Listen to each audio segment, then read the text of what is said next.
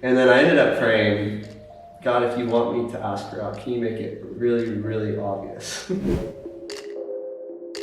What's up, guys? Welcome back to my channel. As you can see, I've switched things up a bit because I finally convinced my husband to be on a video. It has taken some time, but he finally agreed to share his perspective on how we met, what he's learned in these last 2.5 months of marriage, and we're also going to dive into what God's been teaching us during this time. With that being said, don't forget to subscribe for more faith-based content, and let's get started. All right, so let's start with the first question. Well, first of all, introduce yourself. I didn't say your name. What do you want to say? Hey, I'm Ryan. What do you want me to say? Okay. I like surfing, I like being outdoors, I have to mow the lawn. So I want to start off by asking you, how did we meet and how did you know I was the one? So we met each other at young adults group at church. Mm-hmm. And I'd say it was a gradual love story. A gradual thing? It happened over time. Yeah. Happened. And I would say it was a slow process in getting to know you. And it wasn't love at first sight. It was kind of through conversations that we had that I started to be interested in possibly dating you. And as that kind of came to fruition, I'd been single for a very, very long time. And so I was kind of asking God, should I ask Melissa out? So when I did that, he basically brought me back to something I had written years ago that I forgot that I'd written. And basically when I went back to it, I read, would you be okay if the answer was no? My heart I was kind of bummed, when I read. Because you wrote that in your journal, right? I read that in my journal years ago when I was on it.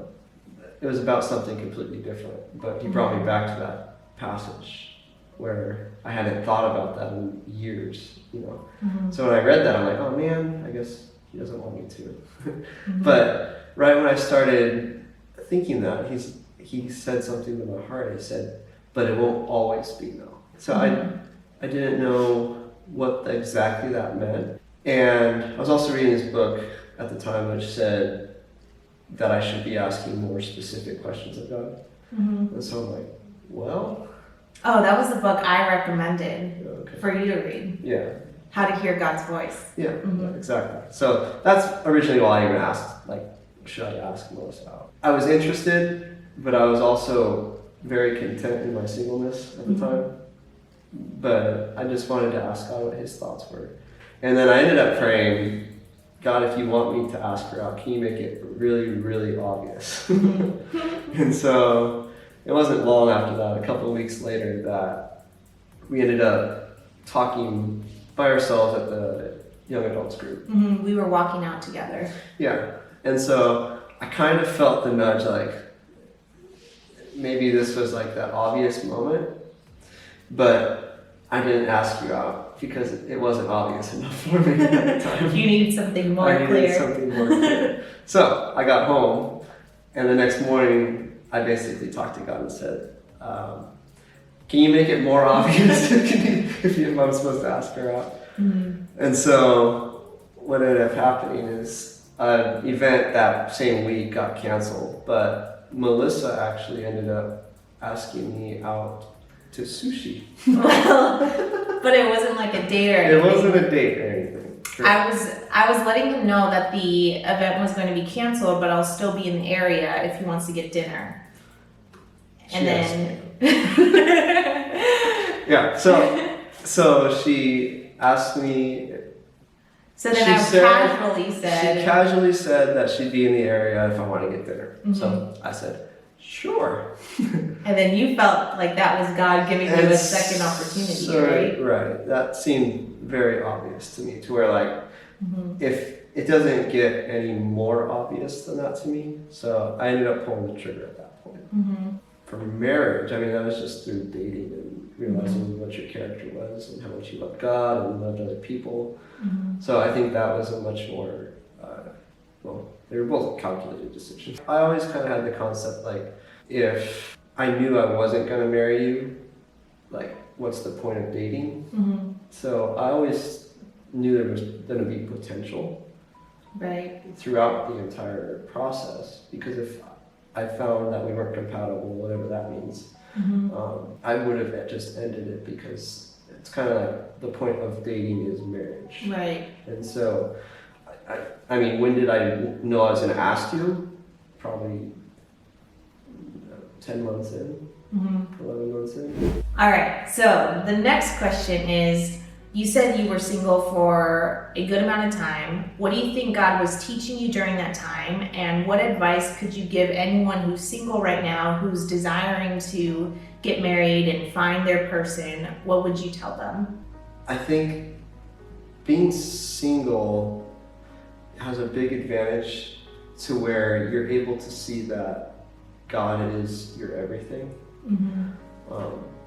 And There's that no your identity is distractions. not, there's no distractions, your identity is not found in another person. And just being able to really have that relationship one-on-one with God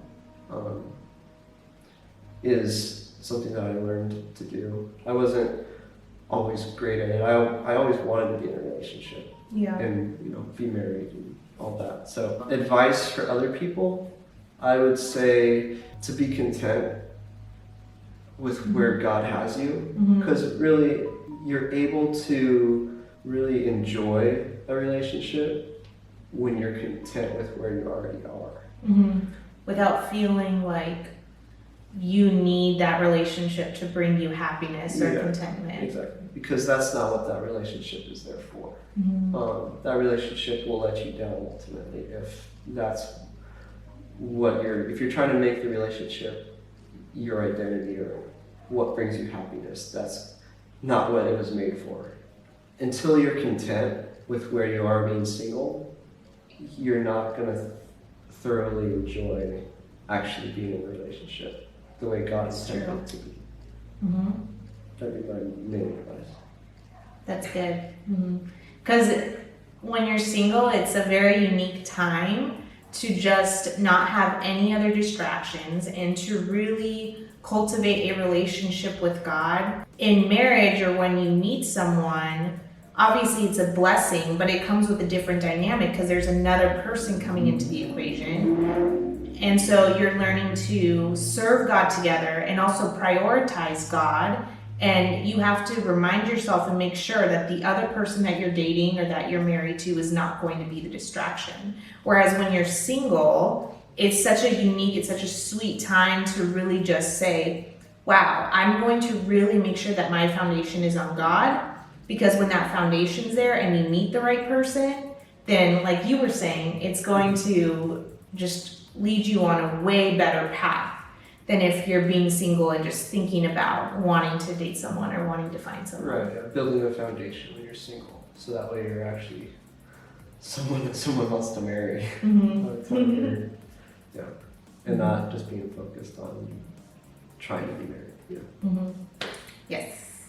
All right, the next question I want to ask you is a unique one because many people are on social media. I'm on social media. Obviously, I love creating YouTube videos. Ryan is the complete opposite. He's not on social media. He doesn't like being on video. It took me a while to convince him to be on this video with me, but I'm really grateful that he did it. Love his sacrifice. But the question I want to ask you is, why are you not on social media and what are your views on it? So I think the main reason I'm not on social media is because I'm very much content with just being with my family and you and friends that I have. I'm also really introverted, so I really don't want to put myself out there very much. I'd say I'm very much content with my life and how it is. Yeah. And so I think that also goes into one of like the main downfalls of social media, and that's the comparison, like I know you talked about in some of your videos. Social media, really the temptation to compare yourself with other people is almost inevitable. to where if I'm not even on it, I don't have that temptation to compare myself. And I think the enemy of contentment is really comparison. Make sure you're using it properly, and make sure you're not comparing yourself with other people. But yeah, that's my main reason for not being on social media. Which I think is very refreshing, because then we balance each other out. And my main focus right now is YouTube, but even with Instagram, I was on it for a good amount of time, and I still am, but I haven't posted in so long because there was so much pressure to either put this perfect portrayal of how things are going, or to post pictures that looked really cool, and then I just felt like it was just disingenuous. And so I stopped posting. I think I stopped back in September of 2019, and I really want to revamp my Instagram. But I just feel like God was really speaking to me in that regard, and He wanted to shift my focus and the way I present myself online. And so it's been so good to have you to also remind me of the negative side of social media and how it's good to have that kind of balance. Okay, so we've been married for about 2.5 going on 3 months now, and I guess this is a question for both of us. First, I want you to answer this, but what have you learned about marriage in these last 2.5 coming on 3 months? I'll answer it as well, because marriage is such a blessing, but there are so many new things that come with being married to someone, and the significance of marriage really is highlighted when you're actually experiencing it and you're actually learning more and more about God's purpose for marriage. So how would you answer that? I'd say the biggest thing I've been learning is how selfish I am. I think in most relationships, that's going to be, you really get to see like how selfish you are. That's the difference between being single and being in a relationship. Is being single, it's not called being selfish, when you're taking care of yourself. But when you have another person that you're one with now, it's completely different, because now I'm to look after your needs even above my own. And so I think I was just completely blindsided by how selfish I actually was. And so I think it's a great character building, kind of eye-opening experience for me, because I actually get to see how I can grow and how I can change. Another thing would be just being intentional with time. And that's another difference between being single and being married now. Yeah. Because really my time's not my own. Whereas when I'm single, I can spend my time however I want. And I guess that goes back to being selfish too. And now, like, you have a busy schedule, I have a busy schedule, so we have to actually set our free time aside and make sure we're being intentional with each other. Yeah. Like, we eat lunch together, We're really intentional about that. We're really intentional about when you get off work, we spend time together. And have dinner and together. So I think those are probably two of the biggest things I've learned since we've been married. I think to add on to that, communication obviously becomes such a key part of a marriage, and obviously any type of relationship, but especially when you're living with someone and learning to live with someone. Compromise is another thing that becomes huge too, even with just the little habits that each of us have. We have opposite ways of doing things in regards to our daily routine. Like, you're a morning person, I'm a night owl. I like things organized a certain way, you like things organized a certain way.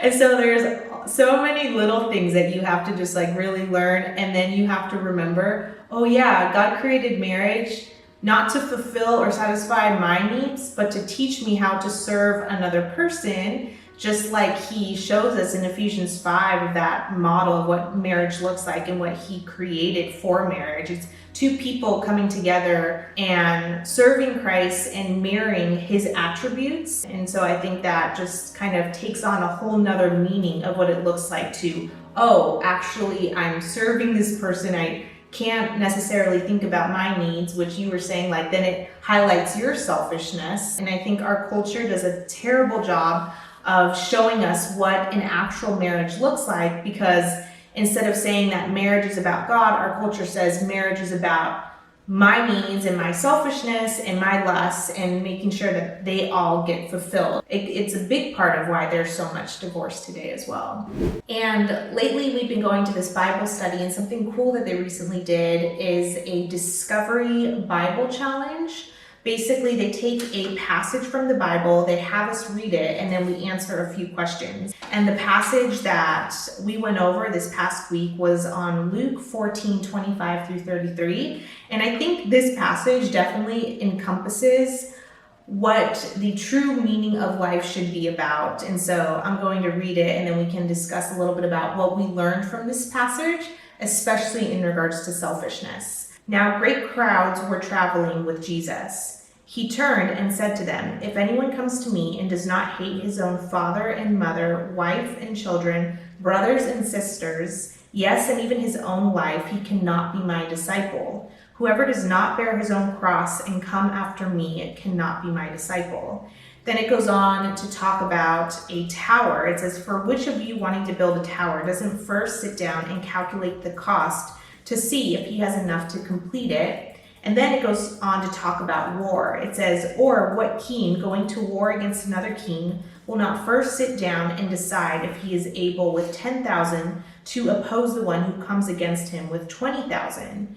And this is such a convicting passage because, first of all, Jesus says, "If anyone comes to me and does not hate his own father and mother and brother and sister." And so this was something that we all discussed as a group. Like, God is not saying you need to hate your family. So he's basically saying that in comparison to how much you love God, it would look like you actually hate your family because you love God that much. It really shows you, wow, okay, so what is the cost of being a disciple of Jesus? At any moment in time, we can come into a situation where God says, "Hey, I'm going to change your plans and I'm going to disrupt things. Are you still going to be my disciple?" It's not always going to be easy, but we know that life is fulfilling if God is the center of our hearts. He tells you to pick up your cross. Yeah. And if you don't pick up your cross, you can't follow him. I mean, that's a execution device. And so, of course, it's not going to be easy